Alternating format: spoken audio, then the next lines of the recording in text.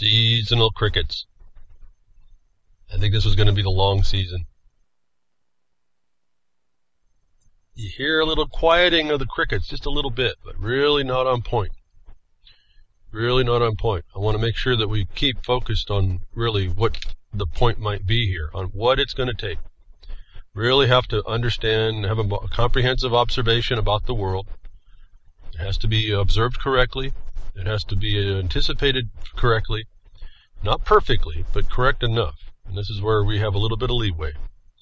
But as long as we do what's expected of us by, remember, the silent weapons and quiet wars, I kind of changed a bit of my presentation, though I realized recently it's starting to sound a little bit like it used to. But in a way it's not, because I know I'm focused on a totally different thing. I'm trying to explain to you the condition of oppression that's on us, that we really have to address, and it's a simple point. If we don't, everybody goes where the active force takes us. If you don't paddle against the stream, or kind of better, paddle sideways to it and get out, you're going to go wherever that stream takes you. And if that's over a cliff into the stinking abyss, so be it. So it's going to take us actively addressing this. As we're told, if you want to embrace the Founding Fathers and whatever wisdom they've had for us, and there's quite a bit, even underlying the deceptions that they've presented, the bad things that didn't seem to work. It's a different mindset that went on, though. Everyone wants to believe, we got rid of slavery in the United States, but we didn't. What we did is we enslaved more people without their knowledge, slipped it right past their ignorance, utilizing these same techniques that we see were utilized in the protocols of the elders of Zion to ferret out our human frailties and foibles. And now they're moving on to enslave the entire world. And we got this they. Well, this is the categories of potential possibility that I ask you to keep open for yourself. What I had to start doing, because I couldn't keep up with all that was a bit, there's just so much. And that's part of how they do it too. They overwhelm you, and you think you got to come up with all of it. And I told you that was, it was a blessing to run across the mining law when I did. Not when I did, but that I did. And upon this point of learning what we've almost forgotten, what I'm here every week as best I can to tell you about. And we've forgotten our duty to ourselves, first of all, and then then us together. And that duty points out the independence in us and the independent action that has to come out. That over history, over and over, all the times you can do, you'll see some group of people overwhelming some other group of people. Or not, being repelled. And that's the point. When you see, in this case, it used to be easier because it used to come with obvious tools and force. People in armor and weapons and that kind of thing. It was pretty obvious. Now, they come in a way that it's completely almost under your senses, and then it only comes up and you see normally how it affects you. And that's really way too late somewhat. Well, we're so many generations behind it affecting us and not knowing where it came from that we are really, really at a disadvantage. And so the work is a little bit worse. But I've been trying to get you to understand that there's lots of occupations in our lives of different and various matters, and how essentially you can find that they interrelate. If you were listening just prior on Real Liberty Media or in UCY.tv, and thank you all for keeping tuned in there, you heard Vince talking with Gribner, and he says it's we're in it's the banking families. Well, yes, it's quite a few things, but there's always this other authority here, or what appears to be some controlling factor for whatever reason that I don't know. I don't really like putting my finger on any one thing. I just know that individually there's some have the control internationally, and others cumulatively they come in. In other words, the cumulative control that you might not see would be things we talk about like sustainable development and agenda, or what most people think is Agenda 21. Agenda 21 is really just the agenda on how they were going to bring through the sustainable development control. It's developing in a sustainable way a sustainable oppression over the world. And I told you, I've explained to you, that's also economic construct. This gets back to what Grimner was saying. But there's an agent out there that I rarely talk about. I just periodically talk about it. It's just not something I want to get into. I don't necessarily even, it's an evil, but it's not to the point that I'm going to say give anybody that power, or any body, legal entities, these bodies, these dead things that look like they have life, or one, it's us, these people. I don't want to say that any one of these people are evil to give them that kind of power. They're only evil in their intention, these people, what they're doing. But they're not evil in the sense that they are an over-present power that can, or one that cannot be diminished and then vanquished if we so choose. And so one of these, it's a lot more distant for people because they don't understand the real connection and how. And I guess that sounds like I know what's going on. I only know what I think I know what's going on, so let's give me a little bit of latitude there. But you see these categories of connection. You see the categories, and then you see how they're connected or interconnected and related or not. And like I try to bring you the Lieber Code to show you that that's international law now that said that there was some ignoramus statement that there's supposed to be a law of war, when we know Cicero says all law is vanquished in a time of war. So we see the double talk, the double speak, whatever you want to call it, all around us. And part of my endeavor here is to try and get you to see all that. And then, more importantly, not just see it, because this is in fact, this is kind of going through a mining forum right now. It's not just listening to what I say. First, you have to hear what I'm saying. And that's, I really don't want to talk too much about it because no one understands this thing in the mining forum. When I was asked to do something, and I don't want to talk about it, but it was proposed that what I have to say, and this is in a mining context, not in what I'm telling you today, but it works, it blends over. That my theories, so-called, again, they're the one who's speaking here wants to elevate himself by diminishing what I have to say. My theories, my premise is all faulty. And then they go on to this long-winded proof, but I've identified as completely irrelevant. Well, this whole thing occurred to me. It was claimed that people who listen to what I'm saying have failed in listening to me in what I say is out there and what to do. Now, this, again, is limited to mining law at this point. But I found out as I was looking at what was going on, the one who's saying that the people that follow me have failed don't understand me. They don't really listen to me, and they don't really follow what I'm saying correctly. And this is a big deal I'm looking. So this is an analysis I'm doing for myself on how do I communicate better, really. And so I want to tell you kind of a little bit about that. So we're working that through, and it's just a waste of time in my mind because it's just a lot of noise. I have to kind of calm the noise and get people just to do a simple thing. And so as I'm just telling you here, I go over 2 hours, and I can just imagine, what. I'm almost a noise because of the things I say that if you don't connect up and you don't hold them as foundations, and just, as I tell you, trust me enough to get you to the place that you can start your own journey. You have to commit to what I'm saying, not that you have to buy into it to the point of that's your life, but that in your category of thought, you have to get into what I'm saying as an actuality and not deviate. And so you have to lay your foundation, as I say. And so this is what's gone on. When you don't lay a foundation, or you destroy someone else, you purport to be able to destroy someone else's foundation by putting question on what they do. Then you tend to make those that don't understand, you elevate yourself in those eyes. This is a technique I'm telling you about. And that becomes an authority that really doesn't actually exist. So it occurred to me that people listening to me, when I'm talking about categories of thought, you really do have to listen to what I'm saying and apply it. Apply the knowledge, not apply what you think I said. Apply what I said as I have said it needs to be applied. And that's getting you to the point. You'll see whether or not I'm doing it right or not. And that'll give you your next, if I am, and I'm asking you to trust me that much, I'm getting you that far and that close, that you won't be starting from a dead stop then. You'll be moving at the time you pick up, you've decided the wrong you want to right. But I'm finding out that despite the rhetoric about people really listening to me, they don't. And I'm not saying this as a judgment that you don't. I mean, there's lots of people that do hear me. Not everybody fails that applies what I say. They actually succeed.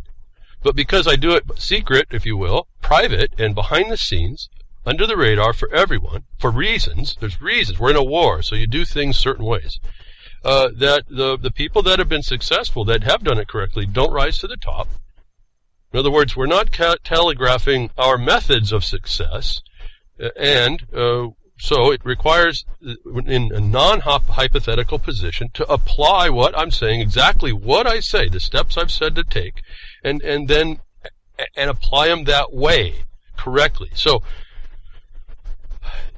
as we move through all this information, I can imagine to me, it's just a part of the whole picture. But I guess it could be just beyond at some level. But in a mining forum, see, I can try and narrow the focus. Well, in trying to do that, I've asked these people in the forum, on a special request of me to do so, actually, to try and make the concept simpler. And I'm finding out that it appears most people are not actually listening to what I'm explaining, and then they don't do as I say they need to do. And in the meantime, there's a lot of noise over what I'm saying that convolutes and confuses the matter, that I want you to be aware of, for my stuff at least, my information, and for your thoughts and your proceedings, that there's really this noise that comes up around what we do is formidable, and it is just, but you have to have the I'll say the faith. You have to have the certainty, the conviction in your research, the honesty about your research, of its limitations as well, to just persist through, not as an arrogance, but to maintain your true effort for yourself. And I mean, anybody's free to listen to me or not. It doesn't really, in that regard, it doesn't matter. But but it does, because if you don't follow correctly, and these people that we're up against are that adept at what's going on and know us better than ourselves, we are not going to get where we need to go. We will be, in all our parts, those of us behind the woodshed, we may not agree with a lot of the world out there that produces the contrary views. And the point is, you have to understand still that it's there. It's a pressure there. And I'm going to suggest to you a lot of these officially promoted views are integral. I'm sure you understand that when I suggest things behind the woodshed, it's not just to be talking. I see powers but the problem for me to talking to all of you all is that the subject matter that might interest you is so diverse, unlike the mining forum, that I can see it might be even more difficult. So I just wanted to make sure that you understand, don't just run out and apply what I say. Make sure you truly, truly, truly understand, like, what I'm saying in an order. Lay a foundation. If you don't find a foundation, it might be something to sit back and figure out, construct the foundation I'm working from, even if I don't say it. This requires that you work. And so what I found out is that people will allege that they have listened to me, and that they will allege that people have correctly followed me, when in fact I'm looking at it and saying, well, nobody, and I can't say nobody, there are a few actually, who did listen correctly and did apply correctly. That those that don't and won't and refuse to will always vilify those of us that are just trying to get some simple understanding and action out of us for us. Which is really, again, my whole, when I opened up the broadcast prior to the NDAA and the admission that we were in a war, battlefield America, I said it, and I still stand for this. I just don't open the same opening. I want to empower you. I'm not here to diminish us. This is really a serious thing, and with all due respect, and I did hear a little bit. I got in kind of late to Vince Easley show. For all due respect, I don't know what I am focused. This is a job. This is a war. Maybe it's not very healthy at some level, and I wish I could laugh at a lot of this stuff, and I wish I could take a break. But for me, and not to diminish anybody else who can, and Shali, I appreciate the humor.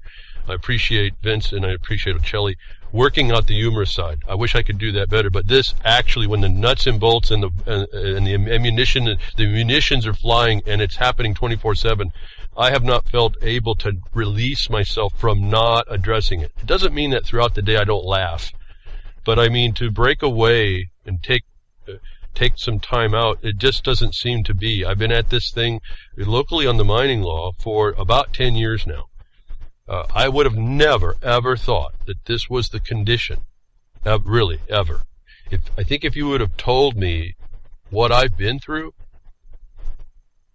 it might have been the thing. It would have been the precipice it would have been the chasm too deep too wide and too deep to jump. But I did. We gained wings somehow, and that's what the only encouragement I can tell you is that I know it's been a long time for me, and it's not even close to over yet. And you see, we talk about this all the time. I'm just asking people, take seriously the oppression you find. Understand if you can, and I apologize if it doesn't come out nice and clean and clear. Like, let's say it was a great loss. William Roberts was a great loss in the ability for him to just read out of the encyclopedias, which I don't have available, but I told you, we worked a complement. He could read right out of the books, and I could come up right after him on a broadcast, and I could develop the on-the-ground current action that what he explained happened in history was today. And I think we complemented ourselves really well. That I can't even rely on that at this point. I don't remember a lot of his broadcasts on point. But you'll hear it's pretty much the same stuff. Not that I'm repeating myself, because they're coming at us in different ways. And it's all in the ways that we are maybe oblivious to. Some of the ways of which I think I see. And so I just want to, because it's becoming apparent now, again, it's for me, I'm using it as to guide me. I see now that people don't actually focus enough attention to apply what I say the way it has to be applied. And that is I just tell you, it's a critical error to then think that there's something that's not adding up. In other words, just back to the mining law, if you don't listen to what the priorities are and what you do when you go to a land, and then you don't do what I'm asking. In other words, I'm making an explanation to try and simplify something, that if you don't follow the directions the way it came to me to understand it, to tell anybody, you will not get to the point that you can see how anybody else is wrong about what they didn't do, what they thought they were doing, that vilify, that cover under adjectives that don't exist, that are able to attack somebody. It's just it's a noise that no one can see through or hear through, if you will. And it's a light that no one can filter out, that you really have to go really back to our basics. And so, that said, getting over to this other thing, an opportunity I take very little time, because it can be a touchy for people. But when you read the international documents, and believe me, I had no clue until I started that I understood these things. But I have knowledge, and I made the mistake you can't make. If you ever find these documents, you need to copy them and have them in your files. At the time I was doing my research, and I started about 3 decades ago into it, a few years, I just thought what happened to me, the 5 cops that wanted to shoot me dead, that's where it starts for me. And then I escaped I tell you, I don't know how, but I'm here. That was the turning point. And I said, well, that has to be an aberration. So complete is the covering over our sight in our ears, the control that I was still, I just don't want to condemn anybody. I really want to I want to live, I want to know that we have a place that we can live peaceful amongst each other, and we don't have to take negative inferences. And I'm even under the delusion that maybe there is a utopia out there, that we don't have to lie to each other and cheat each other and all that. Now, the facts, I'm not delusional. The facts show me that it's not going to happen. That doesn't mean that I can't expect it for me and those around me. And that's kind of where I lay this all down. But I am not even wanting those 5 cops. Remember, this is the time when, the cops weren't your friend, but they weren't your enemy. This is it. We're now enemy combatants to that system. So you figure this out, folks, where it went in just 30 years. And I'm still in the beginnings of my study saying, well, this has to be an aberration, what happened to me. This has to be an aberration that happened to me. I'm not a criminal. I have no criminal intent in me. I was just like everybody else, just getting along, going along, thinking that I could still, despite all the pressures against us, going to make the world my oyster, so to speak. And then this thing happens. Wait a minute, this doesn't happen in America. And then, like I've told you, over time, I say, well, there is no really America. There is. I mean, in a way, ideologically, in concept, it is. It's there for us to reach, but we fell short. And then a stinking abyss developed, and it's dragging us in. We're slipping in the slippery slope they talk about. And so, in looking at this aberration, which I thought was an aberration, and studying about it, saying, no, there's got to be a proof. Where's my rights? Where's this? Where's that? I found out they actually, these are always dual statements. They don't exist. And yet, they can. And this is the problem. They can is the fact that you have to assert them, and then the other condition is that you might be up against a criminal. And worse. And so through my readings and my researchings that I did not keep my copies, because this is before the internet, actually, or it's right in the beginning. I didn't have access to the internet in the beginnings of my study. I didn't keep those documents that made the connection, the international connections to the entirety of this world's, the earth, if you will, the jurisdictions that are in control. Then you find out a little bit later that jurisdictions can be controlled. So now this develops a multifaceted awareness of layers, if you will. I get the public lands layer cake, just to explain. This is a model to try to help people understand what we're doing. And the first order of business is, before you prospect, you have to identify the land over which, identify the status of the land over which you go. If you don't do that, you're not going to get where you're going. You're not going to understand a dang thing. You may get yourself in trouble really fast, actually. So, in understanding this terrain, you start to see that there are authorities, so-called, things that people write, that big powers that can keep those agreements in place and in control exist. And to that extent, you see the control matrix, such that the layers are. Now, so this developed in me the idea and the connection, and if you ever find them, copy them and keep them and read them very closely. These international documents between the Vatican and kingdoms and any other plenipotentiary officers meeting for governments that were not monarchies, or maybe so. Again, these names are kind of interesting. These agreements are really solid. I was fascinated at how you want to write an airtight contract. Go read the international agreements between the Holy See or the Vatican and the country, the kings. It's really a lesson all by itself. However, notwithstanding, that's not what I'm here for. Always now I keep out and hold away this idea, put in a category, that there's another control grid over the world that happens to be it's inside a religion. And where have we heard this method before, folks? It's some political control organization hiding inside or purporting to be part of a religion. So this is why I don't get all wrapped up in who, where. This is a method, and anybody who works the method is one of them. That's the they. One of the they that I have to be cautious about, one of the they that I'm going to have to protect against. So what came out amazingly after and it just came out last night, and we've talked about this before, but I want to just point out to you how more integrated and these global international things are to your life right where you sit. Again, the mirror outside of what you think is your free, the country of being free and all, is a mirror for the inside. And I want, so with all that there is to understand and all there is to see, at some point I can't do anything about the Vatican, but what I can understand is the method. I can understand how they're doing it to me, and how then it comes to my mind, and factoring in the protocols of the elders of Zion that tells me I have frailties that someone's exploiting, and then my understanding that I don't know a whole lot at some level, but I can focus on certain things. This is the point about there's too much. Why I just focused on a little thing, and it really relieved a lot of the pressure. In fact, getting onto Twitter started to build that pressure in, because there's so much that comes at you.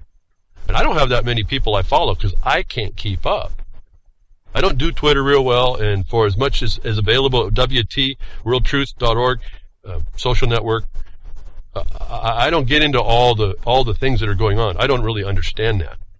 But it's a place to make contact. So that's and keep threads of ideas moving along, and that's where it goes. But there's just too much to deal with, that if you were to focus on one thing, it'll relieve a lot of the pressure, and you will become more efficient, won't you? So what I want to point out, though, that it kind of gets diverse outside, but it's not, because the subject matter that I'm going to talk to you about, that's embraced by a very powerful entity in the world, contractually, is developed and been imposed upon, is imposing itself upon you right where you sit. And it is in two forms.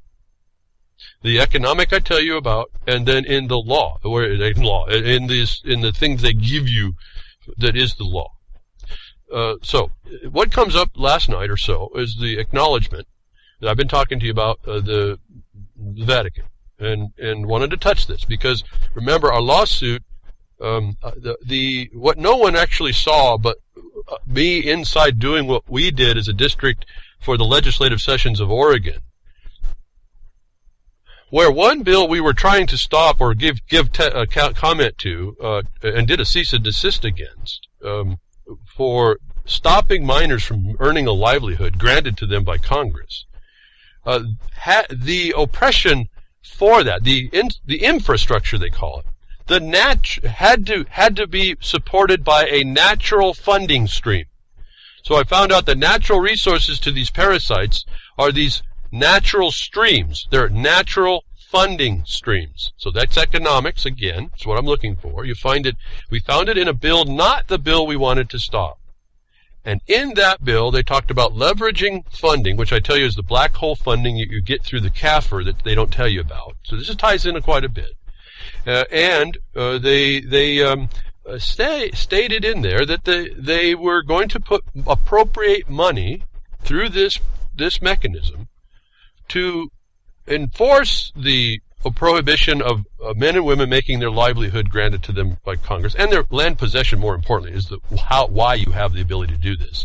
You possess the land to do so, and then it's hands off at that point by the authorities of the grants. That they said that they would be putting money, appropriating public funds, so-called, for climate change. This is in a state in the United States. This is adopting, without ratification, a treaty, the Johannesburg Treaty, I think it was 1992. And what then, I told you, I've already reported on this, but I want to try and pull this together, because it's interesting how this just, for me, comes up.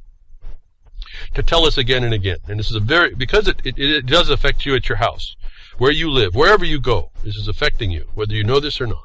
It's already in your states. Your states are done, folks. All these implementations that I found, even though we went and looked at them in 2013, they referenced authorities that were popped up and brought into bear in the 80s. That was even before I even found out that America wasn't here. I made an explanation about why, when we got to the 90s, the wheels started to come off, for those of us that believed there was an America and that we had something to go do. Pope Francis' edict on climate change will anger deniers and U.S. churches. Now, I read the article. There's nothing talking about angering deniers. There's nothing in the article. So this is just a promotion in the title. And it does talk to U.S. churches, and I suppose it's the ones in the United States. And so this is a global reach about what it might affect. And we see directly a tie. What is Pope Francis involving himself with climate change for?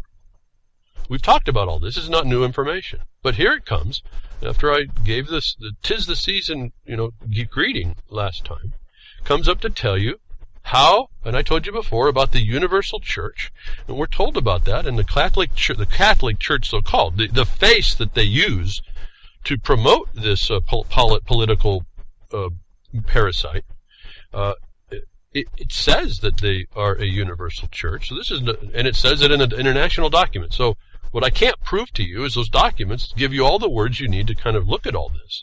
That I want to point out to you just after the broadcast, and here yet last night comes out that Pope Francis is going to make an edict. This is now becoming important stuff from a standpoint of officialdom. Now, only if you, at some point, only for only for the faithful, if you will, as well, except to the extent that there's some international contracts out there. So, the reason for such frenetic activity, says Bishop Marcello Sorondo, Chancellor of the Vatican's Pontifical Academy of Sciences, is the Pope's wish to directly influence next year's UN climate meetings in Paris.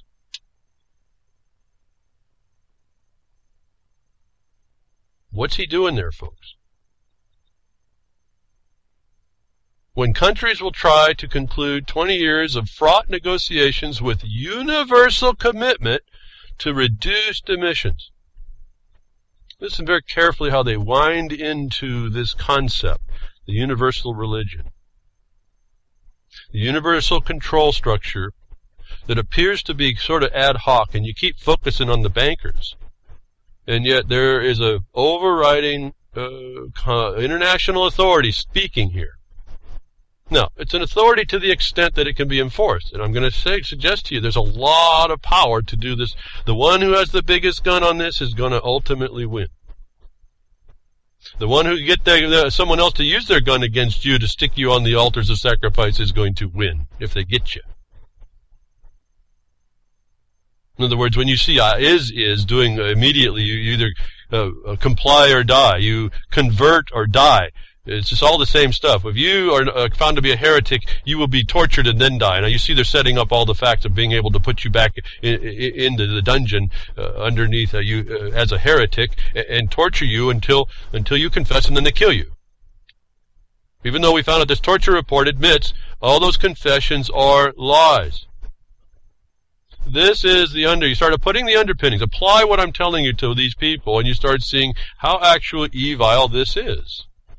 That this is an international affront here, an international direction. The leader of this contingent is the general, the king, if you will, is getting directly involved with climate change. We declared in our suit and I'll give you the link later in the post-production, that the British court, and you got to go to the Church of England to see the connection here. I won't do this all. The British court declared the climate change to be essentially a religion. Just what we sued, and we used that evidence, we sued to stop where public funds were being paid into a system to support and promote a religion called climate change in that bill. To show you how much what I was looking at in that bill, when they named climate change, how massive now the ripple would be, the tidal wave becomes from a challenge to that, and the scope of the wave and how far it would extend the moment we challenged it, and why you find out that the bar members that we sued are also in the seat of decision to try and obstruct that. All understood by us, or by me, and by us generally when we point it all out to ourselves. Again, we work together to find out what is, and then we move on that.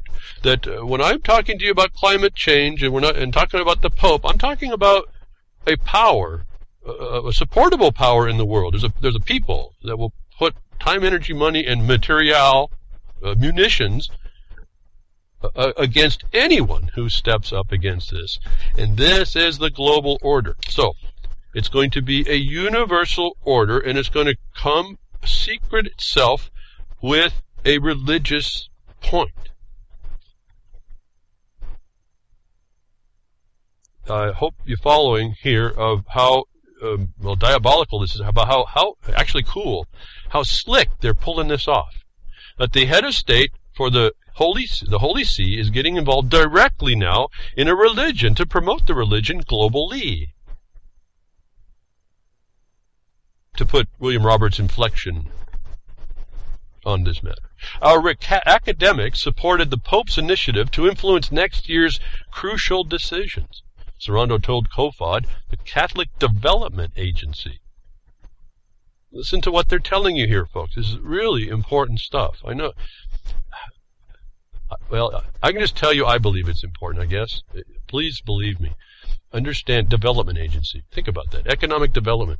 Think about all these connected terms, okay? They do this all around us. We're infiltrated and surrounded. We don't even see it. And I say that in a general, not all of us. Some of us see it. At least I'll be able to articulate it. If I'm able to see this and articulate it, and it doesn't there, I really am insane. I mean, wow.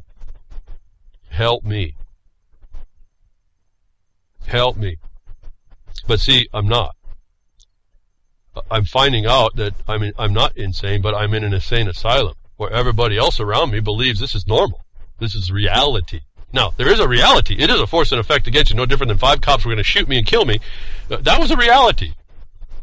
That wasn't supposed to be a reality, but it was. So I can't deny that. Remember, don't deny an authority. It can hurt you. It doesn't mean you have to agree with it. Challenge the authority. And I'm going to show you in a few minutes, and I'm really, boy, time it just takes a while to speak about this stuff. But I didn't even add that much news today, so I could get through all the tabs I've had because it's all important. But let me see if I can pick this up. I'll show you the fallacy within their own statements about these people are really just attorneys talking all the time. You can't believe a thing they say, but you can believe in what they're after. That's the reality. Don't believe anything you're told is all I can tell you. Listen to it, but don't believe a bit of it. To the extent of what they're trying to convey to you. Always understand exactly the reality of what it means they're doing. This is a development agency official that's telling you. Talking in London. The idea is to convene a meeting with leaders of the main religions to make all people aware of the state of our climate and the tragedy of social exclusion. Social exclusion is social equity, one of the 3 legs of the A21 agenda stool. But, they're just taking a big dump is what they're doing here with this stool.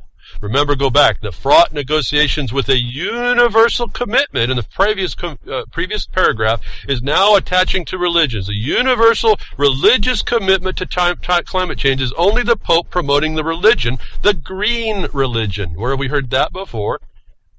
In recent months, the Pope has argued for a radical new financial and economic system to avoid human equality and ecological devastation.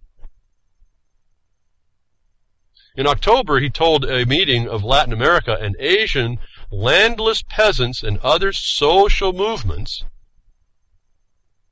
an economic system centered on the god of money needs to plunder nature to sustain the frenetic rhythm of consumption that is inherent to it. I'm going to tell you that's a statement of what these people are doing. They're telling you they're the god of money, and they were required to plunder nature. And that includes you beast of burden, you pest animal. And that's all in U.S. code. I'm not insulting nobody that the government of the United States, it's embrace so that the military goes and fights for, hasn't called you already and treats you like. And I've been doing that I've been telling you about that for years and years. Went through and read a few of them. What was it? Title 7, Title 50, and Title 21, just for grins and giggles. You can go find it all yourself. So what did he tie together here? What did he tie together? But financial and economic systems. What does Silent Weapons or Quiet Wars talk about? What did I tell you? That I told you finance and economics are different? Together is what he's talking about. What's he doing in finances? And then he uses, I'm telling you, the climate change, this religion is a cover for a financial and economic control system, he says. He claims that they're going to avoid human inequality, but we know that when the government gets involved with this thing, the inequality is by oppressing you into a serfdom, a servitude, isn't it? You have the equal right to be exacted against. That's civil rights code in the United States Code at Title 42, Section 1981.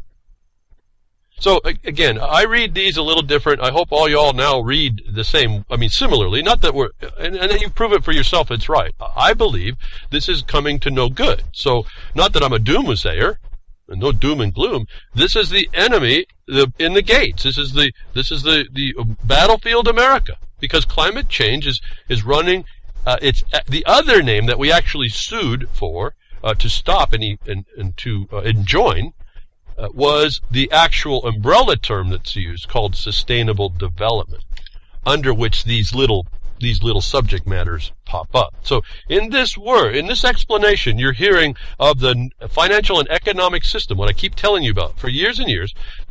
This is not just about some air pollution or heating. This is a financial and economic construct, is what I've said in the past. So here they're proving it. This is coming right out of the government of the Vatican itself, to which the head of state of that government is going to now put some influence. And this is not going to be an infinitesimal influence. I can just tell you that. Now, within their in their ranks, there are the heretics. There's the detractors already. One of them's already called out, and I'm sure he'll see the rack soon enough. If this pontiff, so-called, actually does an edict. However, I'll show you that he's got an out too. But that also shows the anomaly, the fallaciousness of all this. Cardinal George Bell, a former Archbishop of Sydney, who has been placed in charge of the Vatican's budget, is a climate change skeptic who has been criticized for claiming that global warming has ceased and that if carbon dioxide in the atmosphere were doubled, then plants would love it. This is a man after my own heart. Now, do you think that him in the budget seat, as highly placed as he is, he's going to be able to act contrary to an edict by his boss? Not likely. So, his statements here are interesting because they expose a little bit of dissension. But this is only really fuel to give you, allow the article to write out how these heretics are heretics. As if, again, to impose the truth, the reality. Well, the reality is they're imposing the oppression. But the subject matter with which they're doing, the costume, the facade they're using, is complete bunkus. Now here's the importance of what we're talking about. A papal encyclical is rare. So he's doing something that's rare at this point. It is among the highest levels of a pope's authority. It will be 50 to 60 pages long. It's a big deal. But there is a contingent of Catholics here who say he should not be getting involved in political issues. Guess what? We just tied religion to politics, didn't we? Do you grasp that? Do you understand what I'm now saying when I tell you, look at the agreements between the Declaration of Independence and the Constitution of the United States of America, and look at those international agreements that were made political and commercial. So like I said before, really, if you can, even as maybe not as organized as I'm telling you, I am telling you there's a foundation that you can set for yourself, which connects all these things together. Not because I say so, but because the documents tell you. And again, in a court of law, the only written matter is actually evidence. Even testimony is reduced to writing, and then it's actually evidence. So these writings are seriously important. Not that I'm saying that you need to regard them for you, but you have to regard them for the attack they are on you. And we'll get to some of that here in a moment. I'll keep going. The Pope, this guy, this Vatican budgeteer, bean counter, the Pope should back off, he said. The Catholic Church is correct on the ethical principles, but has been misled on the science. It shows that the policies, not law, but the policies the Vatican is promoting are incorrect. He's actually doing more than policies here if he's doing an encyclical, isn't he? It follows, that he goes on, it follows that the policies the Vatican is promoting are incorrect. Our position reflects the views of millions of evangelical Christians in the U.S. So now he's got this Pope, this head of state, has to now fix the rift. And he can do it just on his word to some point. Now, to tie for you together that he is the green Pope as well. Everybody's really afraid of this black Pope. I've told you they come under costume. Be careful of the green Pope. It won't matter. I mean, the black Pope is the obvious one, right? They're not going to come directly at you. But you think it's my opinion. If you think it's my opinion, I'll put in a question, that I say that he's the green Pope, then I will direct you in the podcast, and I'll read off a little bit here, that I didn't declare that. The people in the Vatican have actually declared that. The cardinals that bring their people up into being the head of state agree with doing so. And I found an article way back when in 2013, way back in 2013. And there's others. Papal Conclave. Will cardinals elect another green pope? Another green pope.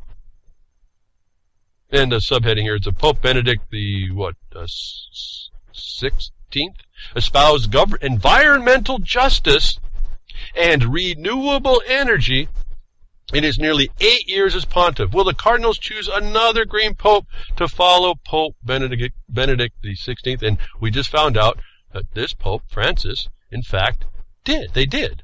He's a green pope for the green religion. As I explained to you, Gorbachev came out of the Soviet Union, and the process of centralized control and no property, moved all the way over to the United States and sat itself down. Government gave a place in the Presidio, the historic San Francisco Presidio, that's probably all gone by now, I mean, as far as that sense. And they made the trust properties, the Presidio trust property, which this guy was put in charge of over the public lands in certain areas for conservation, based on these environmental and other philosophical things. Political things, essentially, not really religious. But this is showing the hand of the Vatican, the Church, the so-called Catholic Church.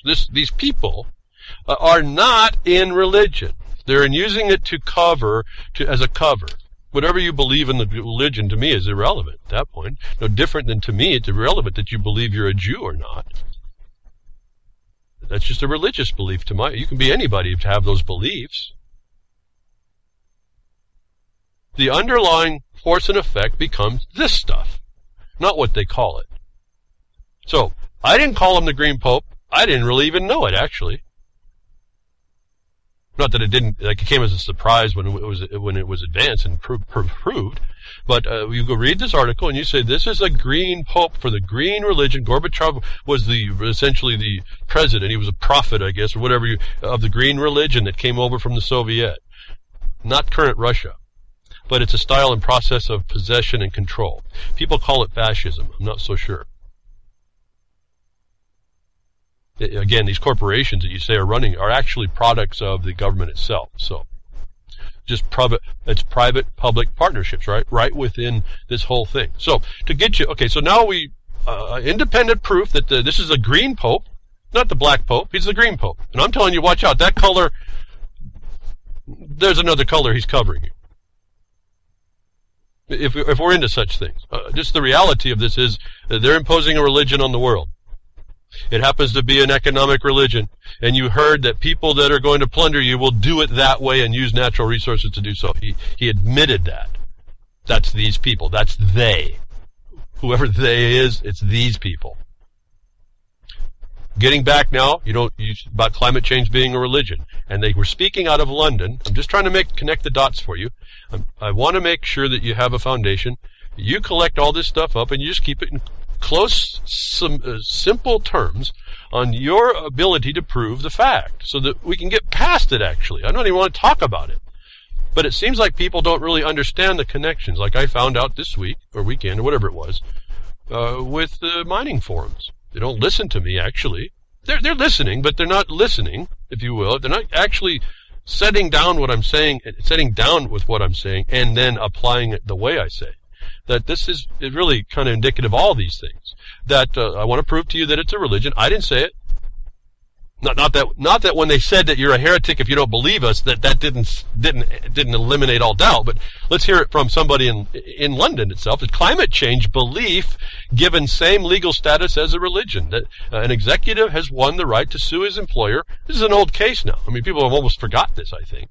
An executive has won his right to sue his employer on the basis that he was unfairly dismissed for his green views after a judge ruled that environmentalism, you heard that talked about in the prior story, had the same weight in law as religious and philosophical beliefs. If you don't think this is a takedown, I don't know what to tell you. There it is, though. Okay, it's green religion, these environmentalist issues, these environmental justice, these human inequality, social injustice, all these things, or all these terms that are really just, they're plunder. So let's look at this edict. Let's look at what this guy's going to do, but I'm going to look at it from a little bit differently. For information on Wiki, but I'll look at it a little bit differently. I'm going to scroll all the way down on Papal Infallibility. I tell you, this guy's not infallible. These people are not infallible. They tell you they are, and the faithful believe it. And this should open the door for you to say, well, if this guy's not really infallible, then... And he doesn't even admit that they are as he is, and he kind of admits to you that they're using this as a lie, then that opens the door for you to empower you to question all authority that purports itself so, as I tell you over and over here. Certainly any agent that promotes this religion local to you is a faithful. Whether they actually understand it, they are faithful in action, and we termed it in one aspect is putting public funds to support a religion. That you should be able to just destroy that thing right there. We don't even have to get into whether or not climate change is supportable in science or not, even though we know it's not. That just proves it. And that they claim you're a heretic if you don't believe, and if you're a denier, they're going to come after you. And Torture Report says what they'll do, and worse. But the infallibility, as soon as I found this out and I could identify the Pope was not infallible years and years ago, those of us that just want to keep believing in the dream, I guess, the nightmare, that it's not, that it's better than it is, we keep holding and we want to give credit to those things that we're told are authority. But after a while, you can't be grown up and responsible and keep taking this stuff. You just can't. I mean, I couldn't. So I found out early on these people are not infallible. The edicts of this guy, this officer, are not infallible. You understand what infallible means? I mean, this is a big deal. Kind of like exaction. Only has one meaning, only does one thing. There's no gray area, gray matter around this. No thoughts about it. So, went down in the wiki, went all the way down, looking for this infallibility principle. And to show you that these people are just lawyers. Remember, the IBA net is the International Bar Association. That entity is the advisor, a legal advisor to the Holy See. If you don't think the Bar Association is tied in to this as well, and who we sued to enjoin to stop their legal policies against us in our government, within our own governments in the states. These people aren't infallible despite their claim of infallibility, and right down near the bottom, and you'll get this, it says so. Actually, not so far near the bottom. It's actually pretty close to the top. There's just so much talked about, so much noise about these people, just to overwhelm you with all their authority. It's just fascinating. But cutting to the chase, in July of 2005, Pope Benedict XVI, this new Pope Francis may think differently, but here's the admission that Pope Benedict XVI stated during, I hope I'm doing the Roman numerals correctly there. You always have a choice, a question live on broadcast on something you never use. But Pope Benedict XVI stated during an impromptu address to priests at Osta that, quote, "The Pope is not an oracle. He is infallible in very rare situations, as we know. His predecessor, Pope John the 23rd, once remarked, quote, I am only infallible if I speak infallibly, but I shall never do that, so I am not infallible. Close quote. If you want to talk about mumbo-jumbo, you want to talk about double-speak, a doctrine, this wiki article goes on, proposed by a pope of his own opinion, not solemnly proclaimed as a doctrine of the church, may be rejected as false, even if it is on a matter of faith and morals, and even more any view he expresses on other matters. So they just give themselves complete license to disregard. It really doesn't mean anything. Infallibility is not. They don't even, it's a joke that they even think that they are. They can decide when they spoke infallibly. There's a system that says when they spoke infallibly. Most importantly, they're talking on faith and moral issues, and don't they promote climate change as a moral issue? To tell you that this infallibility can be rejected. And I think the cardinal, who's now the bean counter, is doing that in this context, and he's saying, listen, you really don't know, understand. You're being deceived, and they're not being deceived. They're the funders and the promoters of all this. This science that doesn't exist, scienceology, what we think we know, and the studies of it that we'll study that isn't science, it's just the studies that we'll study that was probably written by some Japanese people in an industry that are making billions. I reported about that. Claiming it to be science. That we're going to use this facade to promote a control and a plunder on your life. Folks, this is on you. You don't have to, do you understand? They're getting the religions as a universal commitment to put pressure on the governments as a universal commitment, which the United States has embraced it. It happened in sustainable development when the federal government embraced sustainable development, and it trickled down into the states. As I told you in the 80s, you can see all the bills. This is a religion foisted upon the world under the color of compassion. And I just read you, just the short bits I've read you, cut to the chase, I believe, to explain to you it's a plunder, just like they say. Just like they say. So, this infallible one he's not, in my mind, has no authority. He's proven himself. Listen, I'll just go back to your state law says this, and I keep asking you to go find it. I really want you to find it, to see this. Once you see it, it's not that much of a big deal. All this stuff is not that tough. If he is using, under the color of authority of the Vatican Church, some power that says he can impose a religion on me through whatever mechanism, that is a felony where you are. Think about that, folks. This guy's committing a felony. If you didn't think pedophilia in the system is not bad enough, we talked about all this. Also located heavily in Britain. I'm sorry for you people that live in Britain. I mean, we get a little bit more spread out in the United States. It's all here too. But again, this is a global construct, folks. I can't. When I saw this come up, it just, I have to put a smile on my face, but it's not because I'm happy. It's here they are telling us, and I get to tell you that. I hope you're still with me. I mean, I hope that it's still important. I hope you didn't think that this is not important. This is a method, and if you understand their method, it's easy to kind of find it out in every place and call it out in certain ways.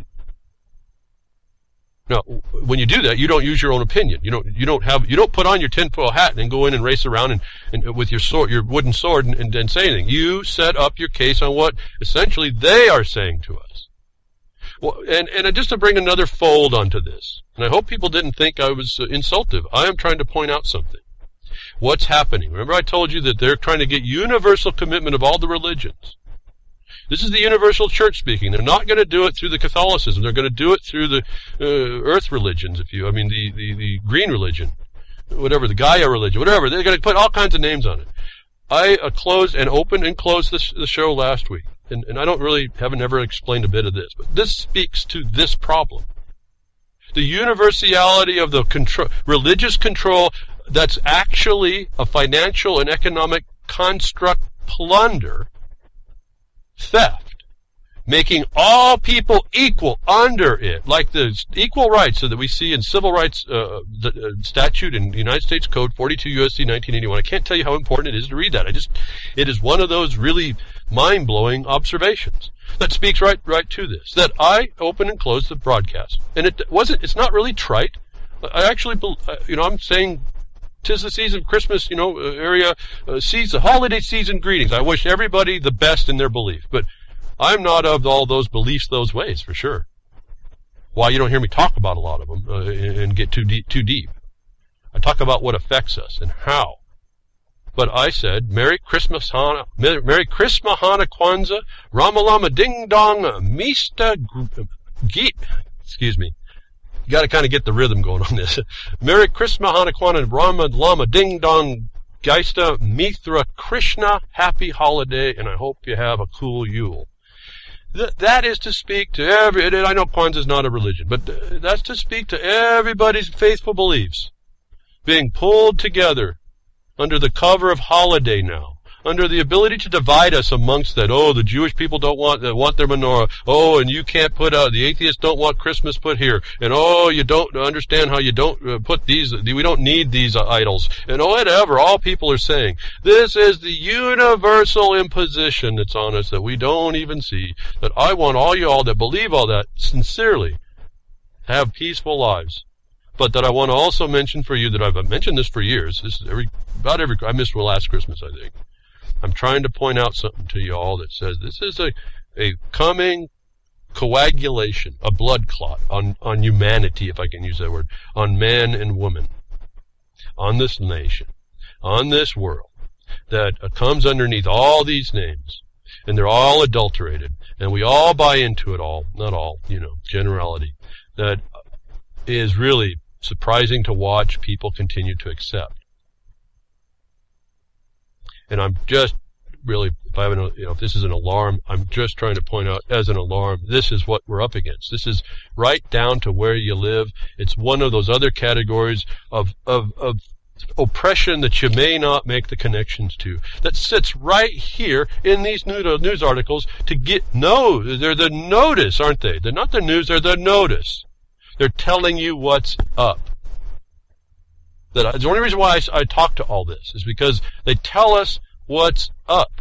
The media is not just for propaganda anymore. I mean, since it's been legalized, it's to give you public notice of the fact. And I was just reading a case, quickly came by me. It was called a Tierney case, and I think it was, I could get the date wrong, maybe 2004, 2005. It stood for the proposition again and again, as we see over and over. All these laws are merely notice of the prescription of your behavior. They're just notice, and therefore, if in the Tierney case, it said if there was no way to make sense, reasonable sense of a so-called law, then it doesn't hold force and effect in a criminal sense. This is notice, so that when you get this notice, now the burden's on you. Why? You have to refute these presumptions. And to tell you the truth, I'm tired of it. I've been tired of it. We went through the 2013 legislative session. I can't tell you how much time and energy we spent over 6 months writing comments back to tell the government they were wrong. They don't care. Politically, they don't care, because this is not about us. It's not about the law. It's about the agenda. And I knew that, but I have to look. We're trying to go through the process to destroy the fact, to remove all doubt that there's anything there for anybody. But you can't take my word for it. You all will have to go through that in whatever thing you do to expose in many different ways, what they purport to give you as a remedy does not exist. But you have to break that down. It can't be an opinion. No different than we've been able to identify because of this economic development you hear in this. That economic development that you hear in the States is not the type of development you'd think for the economy you think is being developed. In other words, the promotion of actual small business people to do better. It's actually the imposition of those that are parasites to come in and do things to affect that and get everybody to run down and paddle down the same stream, and the stream they're in is the one that heads straight to the stinking abyss. We hear it in a term around the world. It's called austerity. Everybody's equally poor, except these people. And Al Gore, the Al Gore apocryphal. He's going to be one of those high priests. Well, maybe not. There's a pushback, and I'm happy to see it. So, no, I didn't want to get into all that science part. But, boy, moving on now. I hope I connected those dots. I hope they make importance. I want to put in you don't go speaking about the Pope when you go locally, but you just understand there's a connection. There's a global power. This is what you're up against in this battlefield America. It's another aspect of the war. And if you're not aware of it, you don't know how far back and where to place your target for the mission that you're on. You don't understand what might be coming to bear. And that gives you, if you can't attack the general there, you understand that that's where the orders are coming from, and then they have certain channels, and then you look for the channels by which those edicts are coming to be enforced. And you block them where you can.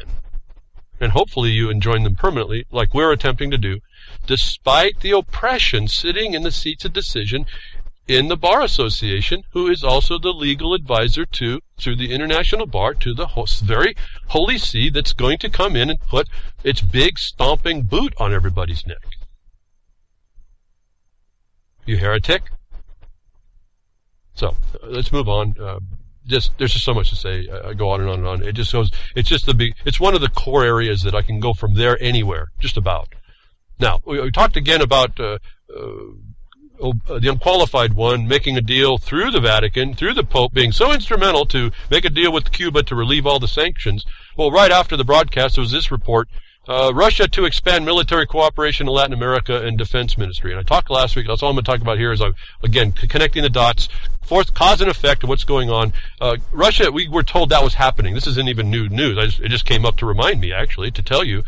This is what's going on. Russia is putting in a presence in South America, and it's making a it's a real presence. And and Cuba was the model for how you stand against it's the mouse against the eagle. And so that example had to be broken down. That's what Cuba seems to be about. The Pope did that.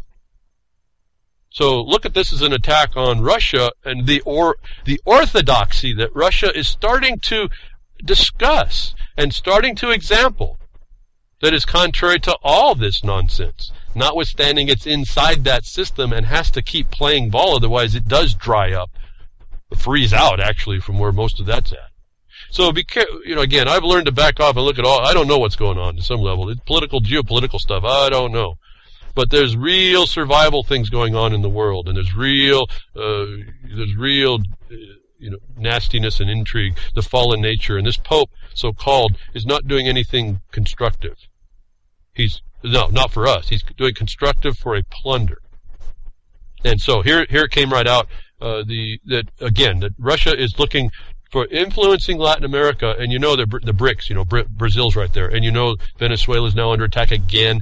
Well, Cuba was the model. It was the shield example of how those southern countries, stand against an empire builder like the United States of America. They're removing that. So anyway, this is the dynamic. I wanted you to see the dynamic. Another thing came out to show you the propaganda. That's like we're propagandized to Russia about how bad it is, and I really don't know. I've told you I don't trust Putin as far as I could throw him. I probably couldn't throw him at all. I'd probably kick my ass. That's fine. I don't do that. But the point is, you always want to put it in these contexts of aggression. I'm going to prove myself. No, this guy may be he's right as rain for what he's doing in his country. And more power to him at his borders and what they do. As long as everyone's cool and not beating on everybody, I really, what do I have to say actually? So I see them doing, and you look at they're doing a more orthodoxy condition, and again, that's a religious politics. It's funny how this all reduces down to all that. And they are seeming to, if you're watching the statesmanship and the diplomacy coming out of Russia that I always thought the United States did, and we find out it never did. Again, when the rose-colored glasses were slapped on my face, I found out, where did America go? Well, it may not have ever been, now that we read more. So, important turning out, comes out that Russia has been doing the influence. I want to remind you that. That's partly why Cuba came out, if I can do a little bit of geopolitical analyzing here. And we're looking at an attack on Russia continuing, and this is a really, this is a lot going on to have to know to do all this. So understand there's a lot of people inside the governments that are moving through this stuff to make this stuff happen. This is not happening on its own. And the Pope is right in there, right in on it. Okay? If you thought he was a freedom lover, think again. He's working to get control and universal a commitment. See, you see how the words are right there. So so this propaganda machine gets started up, and now the United States legislature and crickets, folks. You get crickets on this. Oh, you can now the media can now propaganda. We'll lift the restriction, like that should have ever happened before in your free speech. So they lift the restriction, and we hear lots of propaganda. Out pops one of the new thing on these protests. Fox News airs a kill a cop protest footage that never happened outside of an editing room. Just wanted to let you know. And this is something, not that I did it for deceptive means, but I found out when I was making my documentaries, that you can take a 15-minute speech from somebody and you can cut it down. If you know what you're listening for, you can cut it down to a 2-minute speech and you can make that guy say whatever you want. Now, I tried to do it as accurately as possible. When I've got a few minutes on a video, a few seconds sometimes, you don't want to spend 3 minutes on something where you got a whole lot more information. But you do want people to at least think they're seeing the statement and think they're seeing it was as stated, and hopefully you want to convey the right message. What happened here was they edited the part. They found it was a repetitious statement being called out, a call and response, and they took out the least intelligible statement that you couldn't understand what they were saying in the last word, and then they truncated the finish of the statement right in the pause. And they actually cut the video. They didn't even do a cut to it. They just cut away completely. That it sounded like, in the first instance, they said they wanted to kill a cop. In fact, that's not at all what was being said, and not in the context it was being said. But Fox News came out with the propaganda that these protesters were going to, their intention was to kill cops. Again, hot on the heels of the cops that have been killed. And I forgot to mention last week, those cops that got killed, remember we talked about the good cop, that woman that got beat down and lost her job? I don't know anything about the New York cops, and I don't know anything about what's going on there and any of those people. I don't know who they are. I know nothing. But it occurred to me, and I forgot to mention, what if those two cops, and they were ethnics, if I can put it that way, what if they were known to not be conducive to the blue shield, and they were essentially good cops? And that's what they got. We don't know. And they take the opportunity to blame it on some guy. Don't know. Conjecture. Maybe not at all, not plausible at all, right?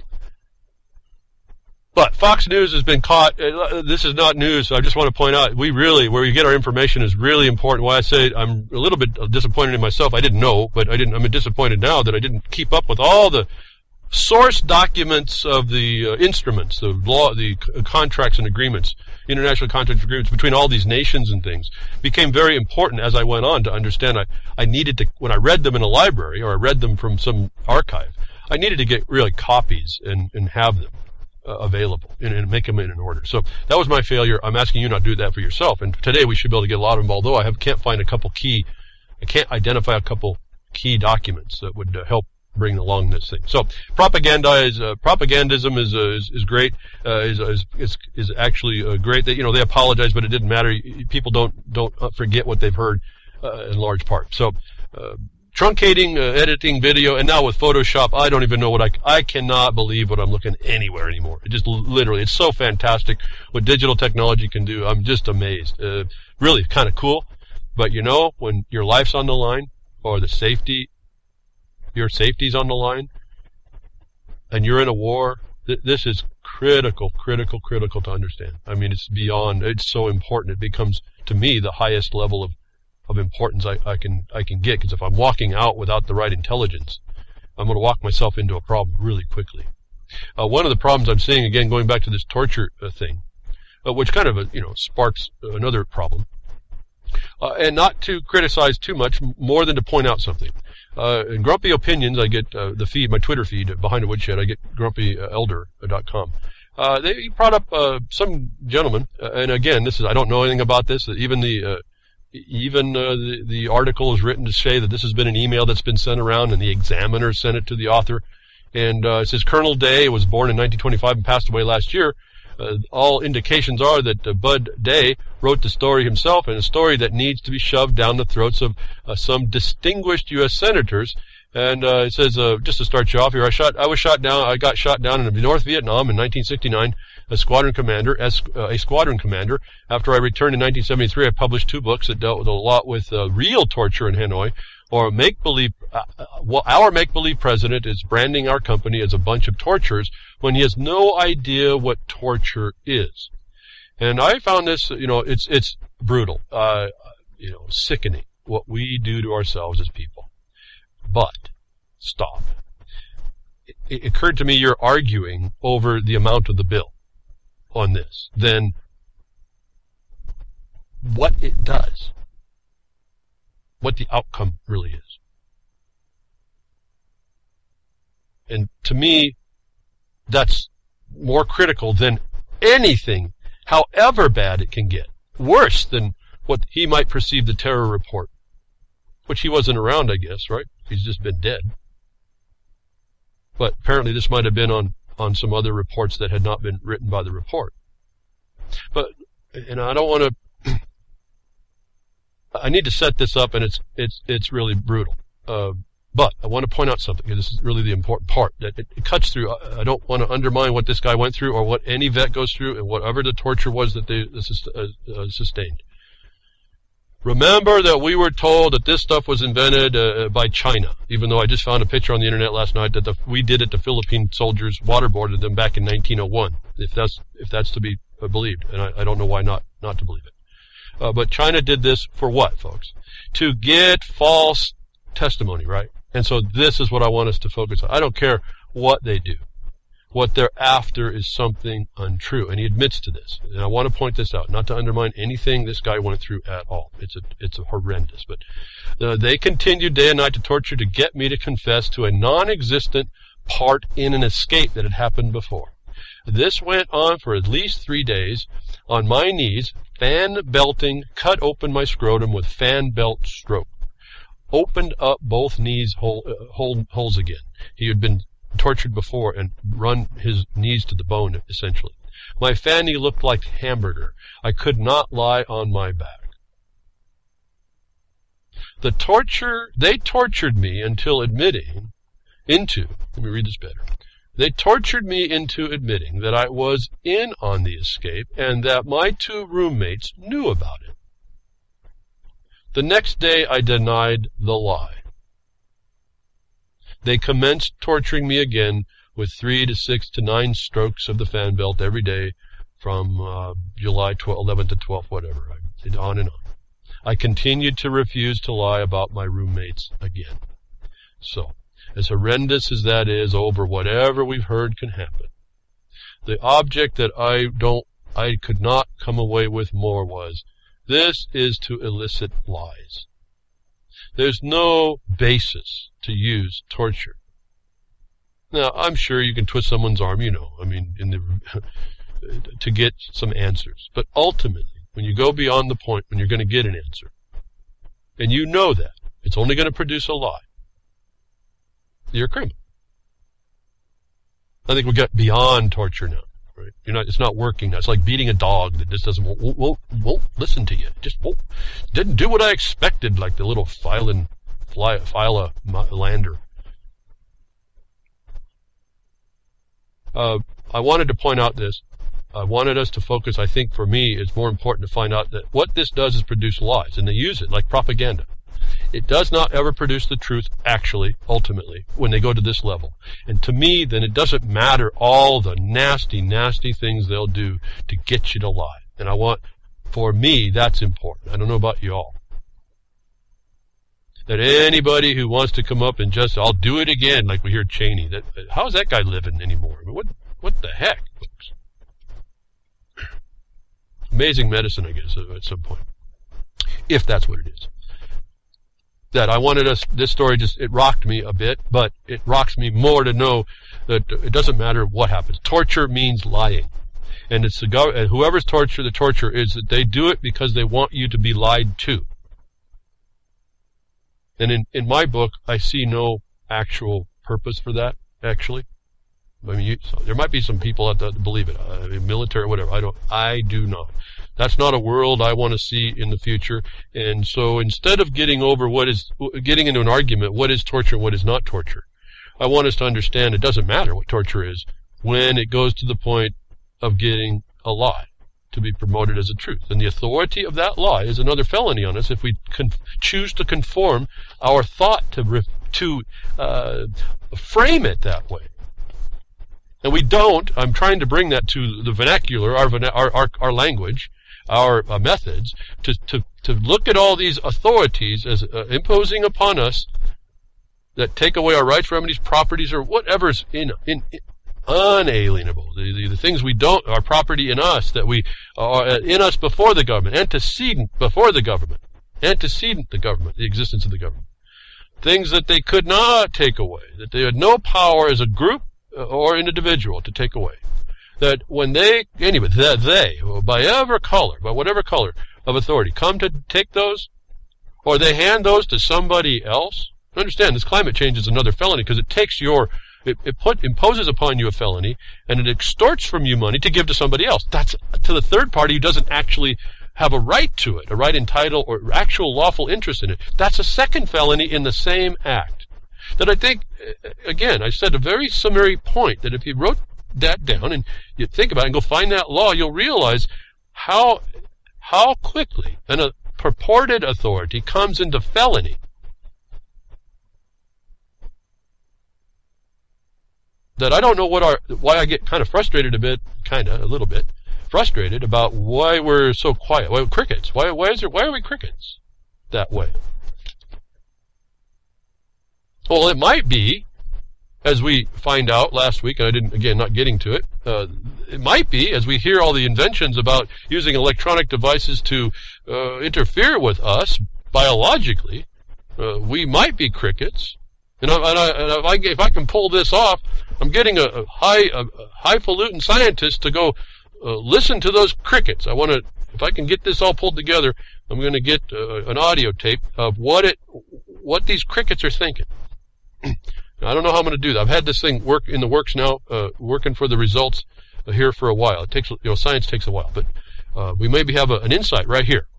The electronic devices have force and effect on you. Electromagnetism, flashing lights, all this, the flicker rates, all that. You've heard about this. Go find the patents. But it's now come out for all y'all. And sorry I didn't get to it last year. Right before the holiday season here when you gave gifts. E-book insomnia. Kindles and iPads disrupt sleep patterns.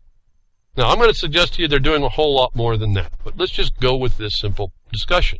That the flicker rates and whatever they're putting on and all that's in these devices you stare at, notwithstanding if you put them against your head and the radiation that's coming out that's vibrating your molecules, even just vibrating the molecules, are having an effect on us. And now there's a report that says they do have an effect on you that I think you needed to know about. And I won't read the whole story, just give it a setup.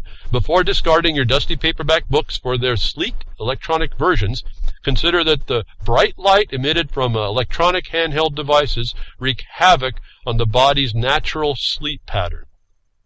Bibliophiles may have just scored a victory in ongoing contest between real books and their electronic counterparts, with scientists discovering, these are in the patents, again, on and on, like they just discovered it. Now it's confirmed, mainstream notice to you, the news, with scientists discovering that people who use an iPad or Kindle before bed get less sleep.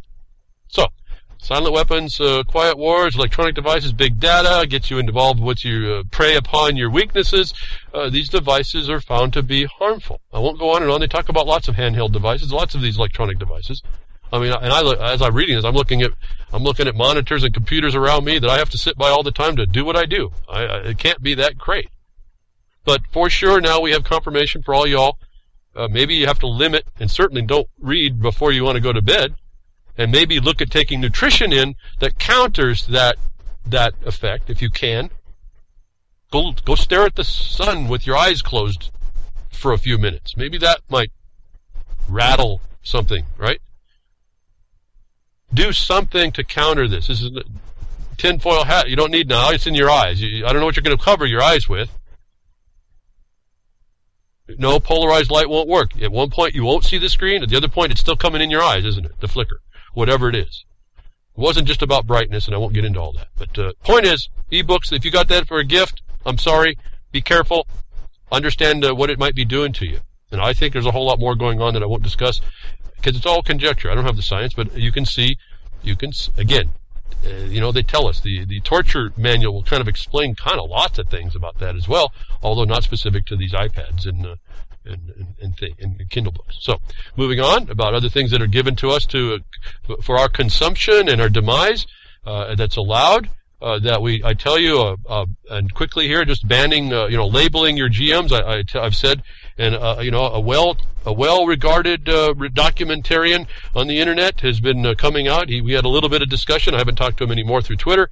He's of the idea that we got to label this stuff, and I keep telling you, don't label GMOs. And I don't understand why someone like him, who's as intelligent and capable of communication as he is, and understanding what's going on, would agree to labeling when that impliedly, at least, allows GM-modified organisms into the environment to pollute other properties. That we're seeing Monsanto and Bayer's GM plants contaminate Europe despite the ban. The ban. They have a ban, and apparently the DNA from those banned plants is still in the country, to show you labeling cannot be the answer to this other problem, that people who want labeling impliedly agreed that they would like to see the countryside, if you will, polluted by private property interests of the corporations, of which proxy control is into the government, of which the heads of state of those corporations are inside your agencies, giving them carte blanche acceptance to feed you. Don't give you food, they just feed you with animal feed that destroys the landscape. In a way, if that doesn't terrorize you, I don't know what can. I really don't know what can. When you give power like this over to people to contaminate your countryside, even under the ability, let's label the GMO. We got to know that GMO is in there. You forget that you have to have the organisms out there growing in order to be able to label against them. But that pollution is irreversible and probably irretrievably, because nature's powerful. It will adopt these things. It'll continue living, as you see. And here's the other thing that goes under the radar. If you agree to GM biology, you also agree to the chemicals and whatever that they use in conjunction with that technology to make it so-called work.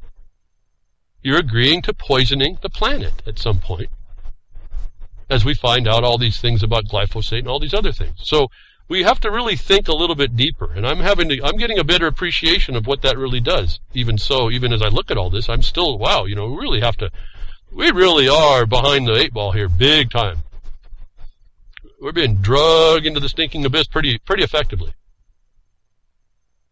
And we allow information and things to be done, and we don't question, and we don't pull the point about. And moving on here about what they do, what the government allows upon us, and they allow it as some kind of a good thing that causes us harm. And I didn't talk about this quite a few weeks ago. Texas ways allowing open carry of handguns. No different than you miss the point about the labeling and then the poisoning, and now you see the outcome of the dangerous outcome of how your countryside is affected. It occurred to me, this open carry and handguns, I don't even know where a state has the right to do that. I mean, if you have a right to bear arms, you have a right to carry that dang thing and not ask for a permit over it. So the fact that this is being a question, or has been a question in Texas, shame on Texas, first of all. Secondly, what is the ramifications? It means that people can't carry open, which they should, because they have the right. That if you have this discussion, you're agreeing you don't have the right. And I hear crickets. I hear crickets on the conundrum. What difference is it actually if I have the right to bear arms, the antecedent right of self-defense, where I carry my arm? Now, most of us have those arms attached to our shoulders. It's usually the proper place. I understand they're going to probably give us a third arm out of our chest so we pick cotton faster, but not here today. That's not a thing for me. I don't know about you either. But where did we allow this adulteration to our unalienable right of self-defense, that we would actually have a government have the audacity to say we can't cover an arm? Well, what difference does it make? What right do you have in a weapon, not a weapon, but an arm for self-defense or of any kind, if the government can regulate how you walk around with it? That I think we missed the point again here. It's like you allow labeling, we just completely disregard that we're going to not only pollute the landscape, but we're going to pollute the landscape in two ways, biologically and chemically. That we don't look at these incursions upon an alienable right, something that the governments were supposed to not touch. And if you didn't get it through the Second Amendment directly, we got it through the 14th Amendment when you found out Lincoln overtook the whole country. And it seems to me rightfully so, because we went insane as people in the states. We just forgot what we were about. And we almost need these protections. But if we have the unalienable right, not the inalienable right, which is a political right, but the unalienable right, alienation being the core,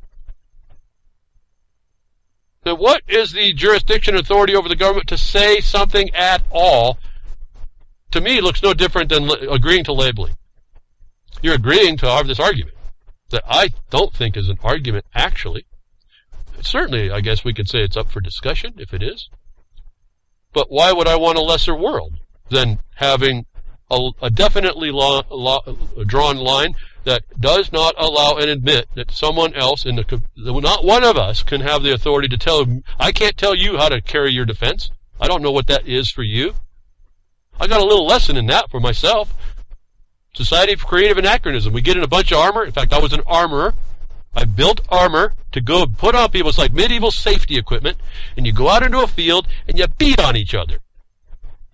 And if you don't think that it's real enough, I expect you to go out there and do it without armor and tell me how you feel. And then go do it with armor and tell me how much a little better you feel having somebody beat down on you with even a stick to give you a flavor of what it is to be in a battle, if not military style. Well, martial style may be better. And then, not everybody walks out on the field the same. They have different arms and different styles. Some carry their weapons, second weapon on their hips. Some carry them both in their hands. That's my style, was having two weapons. I didn't have a shield. It's pretty daring that way, actually, when you're going off against 6 different pole arms that are 15 feet long. They're 15 feet away from you when they're poking at you. How are you going to get through that with two sticks in your hands? 2 swords. How are you going to block those out? Well, guess what? You can't. And this is the point. What I decide is defense for me, I cannot put on you. And yet this discussion in Texas has the earmarks of being able to do so, when I see no actual validity in any of it. To me, it looks like labeling. You allow the atrocity upon you by causing it to be a possibility in another regard. You allow that they can discuss that this has been an oppression. The ban on this has been an oppression and not been advanced. Shame on Texas, if you will. I hope I didn't insult anybody in Texas. I hope I've empowered you to say, hey, wait a minute, you guys. You don't have the right to inform us. In fact, remove that restriction. But we do other things other ways, and I'm asking us we need to guide the world our world into the place we want it instead of what we've been given. Because what we've been given is colored. It's a color of authority. It has no real authority at all. And we're coming late to the party with knowledge, and thankful that we're doing that. As we were talking before about climate change and global warming, all this nonsense. For all those of you in California wondering about your drought, and that global warming is causing it, the science behind all this that they don't talk about, the fraud that I mentioned a little bit before, it's not even in, let alone, they don't even have enough data to put it together, let alone that they have these models that they use, these fabricated models. You have to understand this scientific fraud is something else that the Holy See, that the Pope agrees to. You understand? See, tie this together. What I'm saying, tie it together. Make force and effect on what it does. If X happens and Y happens, then figure out what what X and Y together might mean. And I bet you find the proof for it, then you say X and Y mean this. So now I got 3 things that are going on. But global warming isn't causing California drought. Report triggers storm. Well, why wouldn't it, right? I mean, this is going against the church. Even if it wasn't attached to the Vatican. This is a heretic speaking now. Natural conditions, not human-caused emissions of greenhouse gases, are driving force behind California's 3-year dry spell, scientists at a federal task force concluded Monday. But the report came under fire from the experts, the ones that are always surprised, remember, but the experts who said it downplayed other factors that have humanity's fingerprints all over it. Well, I thought they were footprints. So they deny the footprint. Now we only got fingerprints, if I give them that much. The evidence suggests a natural-induced warm patch of water in the western Pacific helped to create a high-pressure ridge that blocked precipitation from entering California. The experts said at a news conference, we have been able to identify, well, this is good, they can identify something now, made observation, we have been able to identify this as a mode of ocean forcing. Is it really forcing? See, they even speak in climate change language. It's not forcing. This is a natural course of events. It's not forcing. It's just going from one variation through another, by variation to another condition that sits within an oscillation factor that's historically pretty calm, almost disappointingly calm. We have been able to identify this as a mode of ocean forcing of atmospheric circulation that causes West Coast drought. So, it's not humans at all. They're starting to see it. I've talked to you about the oceanography side that I've been interested in. I've talked about the ocean currents in the Pacific. I've talked to you about the blocking low in Alaska that sets up in the Gulf of Alaska. It's not there right now. You see, California's getting all the rain in Washington and the floods and all this other. Now it's broken down. I told you that one scientist found it wasn't La Nina, it wasn't El Nino, it was La Nada. Nothing's going on to cause it, so we're just going to get a different style of weather. Just weather. Climate changes, but we're just going to get weather. And this is reminiscent way back 30 years ago or so when California got flooded. In fact, all the same areas are flooding like they did about 30 years ago when the very same thing happened. That doesn't sound too scary to me. But these global warming nuts, these people, really, these are just parasites. The unsinkable German anti-CO2 Titanic just found its iceberg. Another report, for those of you tying this, what the Pope is agreeing to and what he's denying. Talk about deniers. Denying reality for the purpose of putting an economic construct, a financial construct on you. And those of you that has will be stolen from to give to those, so purportedly they say, to those that don't have, when in fact they're not going to give anything to anybody. To themselves, all the people that engage the system, all the stakeholders inside that system that parasitically feed off the bigger parasite. It's really phenomenal how they've got this set up. Until a few days ago, determination of the German government to halt the presumed catastrophic anthropogenic global warming seemed to be absolutely imperturbable. The main driver behind the German resolve to hammer down CO2 emissions done both domestically and abroad, while at the same time finishing off its last remaining nuclear power generating units is Chancellor Angela Merkel. Angela, I guess you can say. The daughter of the clergy socialized in the formerly communist east of the country. She is known for her outstanding political cleverness and flexibility in avoiding conflicts she feels she can't win. Nevertheless, there are certain aspects where this cleverness is superseded by an almost fundamentalist doggedness when it comes to certain key points, such as exterminating nuclear power or saving the planet from overheating. The daughter of a clergyman? Now, they're finding out that this CO2 thing isn't anything. Germany is actually stopping this nonsense all the time. Now, the Pope is going to see he's coming up to push this. Why? Because it means universal church acceptance of a universal religion over the world that he controls. Remember, I told you that flag that had all the churches in one flag. I can't find that picture anymore. So, in fact, if anybody can, markonthebeast@yahoo.com. I'd like to get another one to put it on my blogcaster. I don't know where it is if I had one.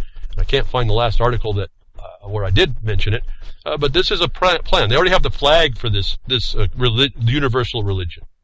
So Germany's backing out of this as well, and this is starting to cause a destabilization. I was going to report actually a long time ago, and I just haven't got to it. But you see, had I done that before, we would be talking about it in retrospect today. But today, it makes more sense in context of why the Pope is stepping up to push universality. He wants universal commitment from everybody. And you know, Israel just went to meet him. So this is not, this is all coming to bear. This is all happening. But it's happening through the green Pope, not the black one. Now, this ongoing supposed war is exposed, again, Mann versus Stein. Remember, I said Michael Mann made global warming. Mann, M-A-N-N, he's that guy who cooked the books. Hide the decline. He's sued somebody. And the outcome of this suit against this guy named Stein may pull out the truth of the fraud. Again, except that Michael Mann, he's got to be being promoted by the attorneys, again, in protection. They're drawing, process-wise, procedurally, they're drawing this case out so that Stein cannot get the trial going. And so what this becomes is a war of financial attrition. And I bring that up on top to explain to you, that's why you have to find that place where you do the things that I've been telling you can do that don't take that much money. It takes more of your time, your clear focus, and your right application, correct application to go after these people, because they'll attack you in these places that you are vulnerable. And that's just one of the realities. There's nothing more you can do about that. These people are very shrewd on how they execute a war. And again, so I'm hoping this goes through. I want to see what they have to say. I don't know how can the guy's being sued for libel, and I don't understand. I asked in a Twitter, nobody came back to condemn me for the question was, how is it libel to say Michael Mann made global warming? Because that's all Stein did, and that pissed Michael Mann off. But anyway, how is it libel or defamation, if you will, to say that Michael Mann made global warming? I don't get it. Another thing that followed to show you how involved you are on this climate change that affects you down in your house, and I'm getting back to some of this because of, again, how it came out in my tabs as we move along. The Senate U.S. U.S. Senate report, Left-Wing Billionaires Club using environmentalism to control the U.S. economy and subvert democracy. Well, again, we can go through all this. This was actually a federal government report. Like the right hand don't know what the left hand is doing. Like the government doesn't know it's supported sustainable development and the control of the United States economy and the subversion of so-called democracy, all by itself.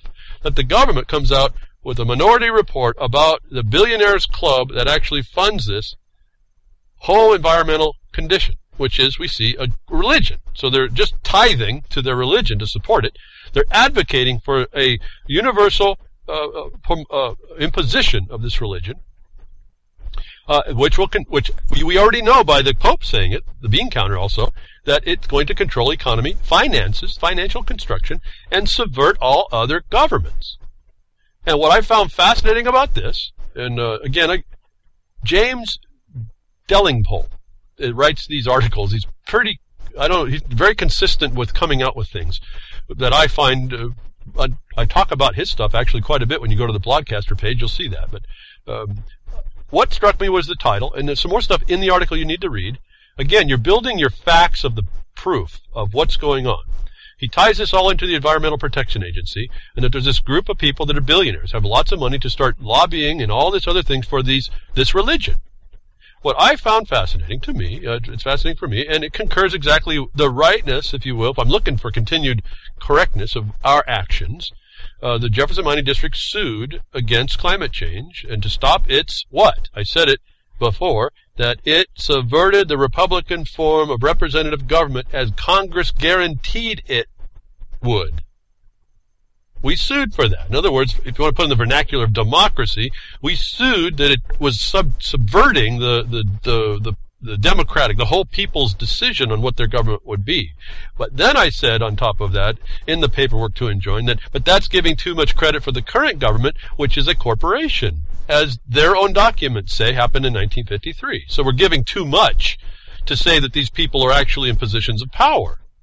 They've already subverted the system. So now I've enlarged the boulder that's going into their bathtub.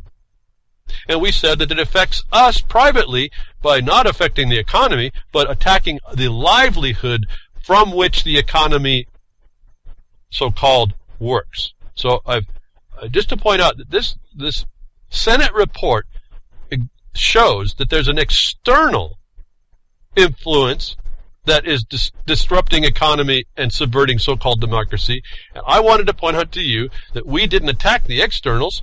We attacked them, but we attacked the internals of the existence of that in the government already. And it showed me that the government will take a blind eye to its own actions, its own subversion of this system, while it points the finger at someone else. And I've told you, watch out when people start pointing fingers. There's always three pointing back at the culprit. Why, I try not to point fingers, at least in that way. But this shock, U.S. Senate report, left-wing billionaire. No, the government itself is doing this from the inside as well. So, very fascinating for us. I smile. We're on point. We have outed them from the inside, if you will, and that's really the core, because we did this. The network goes through the Solutions Network. How do I get to the EPA?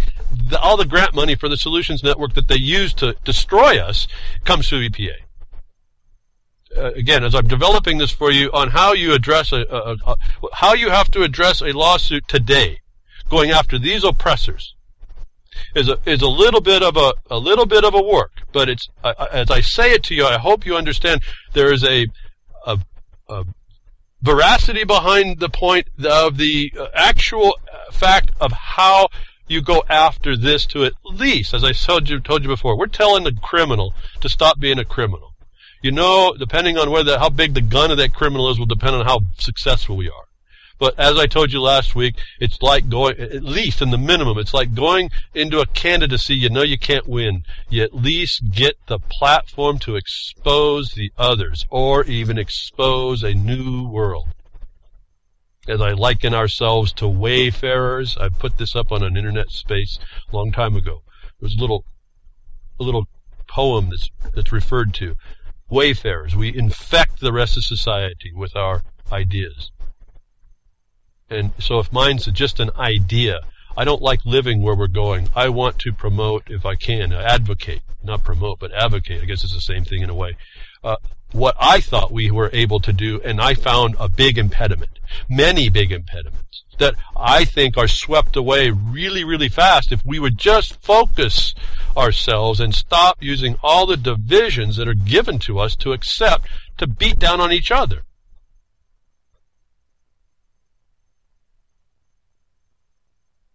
This view, this pressure that we've been putting on this lie called global warming, climate change, this oppression, this financial construct, which is the Rothschilds. You heard that in the thing. But it's also controlled by the guidance of these people who believe that the Pope is this power.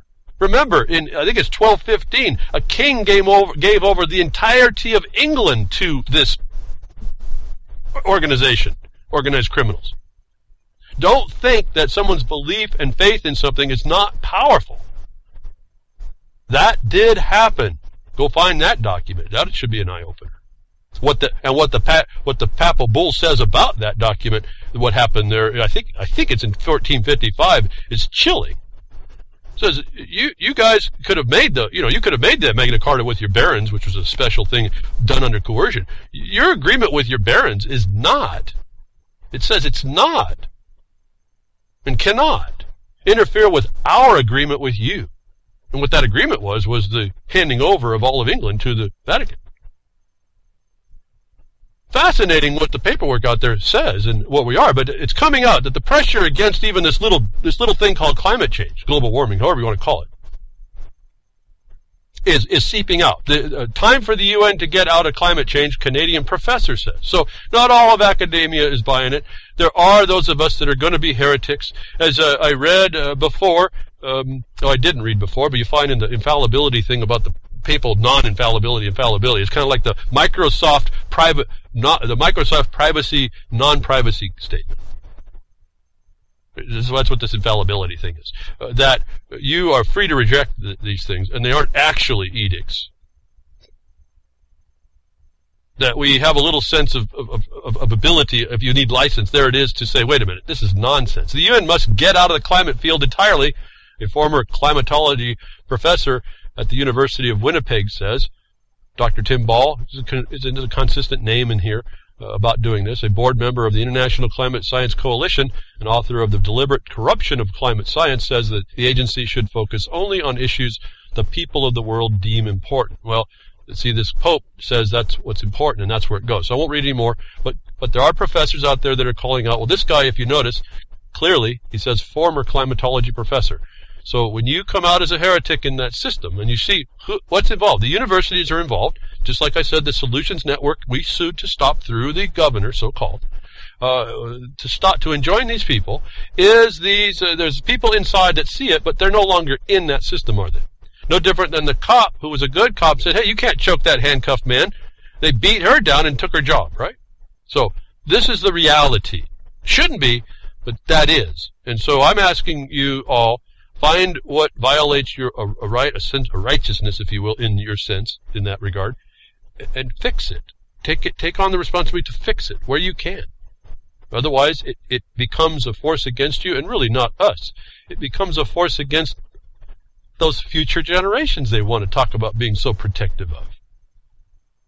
Isn't that, again, warm and fuzzy words are fascinating, what they do to our mind. So, and I don't know, I just now run across a tab, noticed this morning how in all kinds of trouble, and earlier this week, all kinds of slowdown on the internet. I don't know what's going on, but I can't get to a couple websites.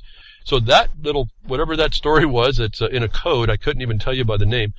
I'm going to have some tab problems, and I'm not quite sure how many down the road it goes from here, but I don't know if you've been having internet trouble, but there's something going on. And I don't think it's North Korea, if you've been involved with that. And hats off to Kim.com for stopping Lizard Squad from stopping interfering and trespassing with all the Xbox and the PlayStation people the day of Christmas. And now this is the other thing. We got some real problems here, and we got a bunch of infantile people on the internet that are hackers that go out and hit the wrong thing for the wrong reasons and try to justify it under some principle. And Kim.com offered a bunch of vouchers for his the company that he is a part of to get them to stop doing that. In other words, these people operating on a principle to shut down whatever the reason was for shutting down these other companies took a bribe. Don't know what the logic is for Kim.com, and I don't know if it wasn't PR stunt, but notwithstanding all those questions, he's got a logic that worked. A lot of people were able to go on those. I think it's all a waste of time. He's a big gamer. That's fine. But this is what it's starting to take. That we are attacking ourselves, and we have to stop that. We have to find out what's important, and I mean really, really important, and stop. It was like Hackfest worldwide wrestling over this thing. They had different so-called groups, hacker groups, attacking each other. Some trying to be a shield, some attacking from the backside. Some, who knows, folks? It's all beyond me. But that we are wasting all our time on this, and I don't like that there's a ton of people, that there's so many game stations out there that they themselves cause their own DDoS attack. They didn't need the attack from the hackers. That they couldn't keep up with the business, so-called. There's so many people out there that put that much value in games right now that are allowed to. It's looking bleak, I guess, is the best I can put. That puts more pressure on those of us that decided, okay, despite themselves, we will do what we see we need to do, and we'll do that, and we'll do it to the best that we can, and we just submit to that, and that's our servitude. Our servitude, and I can only hope that it's for that real better day, and I can't imagine that doing something that you're really interested to do won't make an effect somehow. Now, what effect you don't want to do, in the hypocrisy of this green movement, this green religion, came out, and this is really an atrocity. And to tell you the truth, I don't know why all the fantastic things they do with Photoshop, why they couldn't do this with Photoshop is beyond me. But See, they're not about the good thing. They're about a political thing. Remember, politics is green, and green is the Pope, and environmentalism, and all these things. They're a lie. Doesn't mean that we don't like our environment. It's not the environment you're talking about when you talk about environment and the one they talk about. How a Greenpeace stunt in Peru drives home the global climate divide. It's not just that. These people were trespassers in Peru on those images on the ground, and they put their own sign next to one of these so-called heritage. This is another corruption heritage site. Greenpeace activists stand next to massive letters delivering the message, time for change. Hope and change, hope and change, hope and change. The unqualified ones in on this, they know it. They put time for change. I say time is now, folks. Get going. The future is renewable. That's the other thing the Pope said, wasn't it? Renewable. We all know that's a fraud too. Not that I don't like I want to see it, but it's not viable at this point. And then the most viable, which is water power, they deny, don't they? And they put this sign next to the hummingbird geoglyph in Nazca in Peru on December 8th. The Greenpeace activists from Brazil, Argentina, Chile, Spain, Germany, Italy, and Austria, if you don't think this is a global problem, displayed the message leading to castigation of the group on social media and outrage from the Peruvian government, which said the activist stunt irreversibly damaged the delicate site. They don't care, folks. It's about politics. Greenpeace faces criminal prosecution. Yeah, it's not persecution. Prosecution for desecrating Peruvian sacred sites. Forced to apologize. If that can fix things. Folks, these people don't care. They'll tell you they care. It's all politics. It's the politics of a religion. These are the faithful, and they don't care. They don't care about you, that's for sure, when you get down the road. They'll tell you they do. But that's be careful of that knife they're holding. This is the truth, the reality about these people. I mean, at some point I'm stunned. I'm also getting out of time, and I want to go on to something else, but it'll take way too much time to expose to you, again, that science, these experts, really are having a tough time of it, and it's right where I was telling you that they don't know, that gives us the license to be our own scientists. But here, underneath the color of change, hope and change, hope and change, and renewable, these green religion people, headed by the Pope, agreed with this, folks. And I don't understand why that sign could not have done by Photoshop. I really don't know. It looks like Photoshop to me, but they actually went down on the ground, like it was supposed to be more impressive, to desecrate the hummingbird. I don't get it. This is really the insanity that we're dealing with these people. That you have to become, is part of Battlefield America. I want to remind you, remember, the DOD, the government of the United States, funds this green agenda to the tune of, listen folks, it stunned me, $1.6 trillion, 1.6 T dollars. Gobzillions, folks, we went nuts. There's no demarcation anymore to how nuts we can get. All right, this is how government is spending so-called money. This is how they indenture all of us. So, I think time's up here. Thank you for tuning in today. Really, I appreciate that you tune in, that you tell other people, pass around the podcast, put the information I have to work for yourself. Again, if you have some suggestions about that, and I do have a couple of emails I haven't got to yet. I keep running by them. There's so much to say, but I'll maybe get to those. markonthebeast@yahoo.com. Support your support your networks, and try to consider joining up with WT. It's the free Facebook, if you will, not free in the sense of there is some premiums, or free. You can get in there free. What I'm saying is that it's information free. It's free of much censoring at all. In fact, there's so much I don't even understand about it. But appreciate that one. Check that out. Donate the Doge of War, the weekend war report by the Doge of War, defending us. I don't know how much relevant that is, but I know Grimner still has a little thing going, I think, and he's into the alternative currency, if you will. So exercise these things while they're available, and get used to certain ideas. That's all up to us to do while we can. While these impositions are all around us, they have an immediate effect when they want to. This is like pre-positioning all these MRAPs. this is a standing army that people don't understand is going on. So thank you again today for listening today. Hope I was able to add some more dots a little close together that you can interpret things to see maybe a more comprehensive attack on all of us, all peoples of the world. Thank you again. Take care, y'all.